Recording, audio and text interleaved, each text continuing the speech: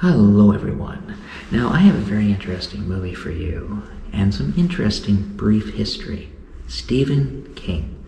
Now, Stephen King became very popular in the 70s and 80s, and they started to adapt his books to movies. But he didn't always like his adaptations from his books to movies. He didn't like The Shining, but as far as I know, he liked the Shining TV series better. And he loved Stand By Me. He thought that was the best adaptation they ever made. And he really enjoyed The Shawshank Redemption as well. But when Pet Sematary became an adaptation from his book from 1989, he did not like that adaptation to the movie. He did not enjoy it in any way. He felt that the characters, the parents, weren't loving enough. There was something their acting just didn't suit the characters. They needed to feel more, loving and caring. Something in that aspect. So when the remake came out, he really enjoyed that in 2019. And I liked the remake of Pet Sematary as well. But what a lot of people don't know is they did Pet Sematary 2. And in 1992, they did Pet Sematary 2. Completely different story besides bringing people back from the dead and animals back from the dead. It had the actor from Terminator in it, the boy, because he did some movies afterwards. And most of those movies afterwards kind of bombed. And it's a shame because I thought he was a very good actor. So in Pet Sematary 2, they were advertising Stephen King. But Stephen King said, I want nothing to do with this. But you can still use the name. I also like the way he did Pet Sematary. As we all know, cemetery is not spelled with an S. It's spelled with a C. I would actually prefer Pet Sematary spelled with an S. But I thought that was genius. But I really enjoy Stephen King's most of his movies.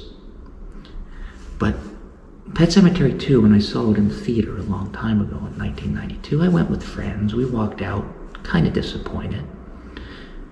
I can't remember why, but I decided to re-watch it many years later. So I re-watched Pet Sematary 2 again. I go, why didn't I like this? A son and father lost their mother. He got a job in this small town where he grew up. The sheriff is kind of a weird type guy, kind of like an uppity type guy, smart remarks. And he grew up there too. But the father from the kid who lost their parents, he became a Pet Sematary doctor. Not a Pet Sematary doctor, a pet doctor. I'm thinking Pet Sematary already. But the boy starts to hear stories of the Pet Sematary. And the boy also becomes friends with the sheriff's son.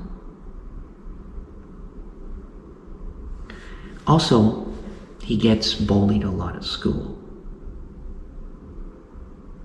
Bullies, man. It's a terrible thing. These three bullies, one main bully, bullies this new kid and says horrible things. But as this is going on, something happens to his friend's dog. It dies. So because of the rumors and because of everything, they decide to bury it at the Pet Sematary. It comes back with glowing eyes. And they had these dream sequences. Maybe that's what I didn't like about it in 92, but I don't mind it now. Because in 1992, they did a lot of dream sequences. But was it really a dream sequence? Or was it real? Was it coming from the Pet Sematary ground itself, telling you something, telling you, do this, do this. Now, I liked Pet Sematary 2 much better the second time around. I enjoyed the acting, the videography, the script writing. It was a bit corny and fun that I liked. I liked all the actors. I thought they all did an amazing job. But I also thought one actor didn't need to be in it.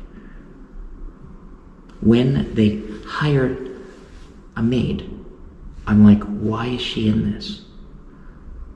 She was in it very little, really no reason for her to be in it.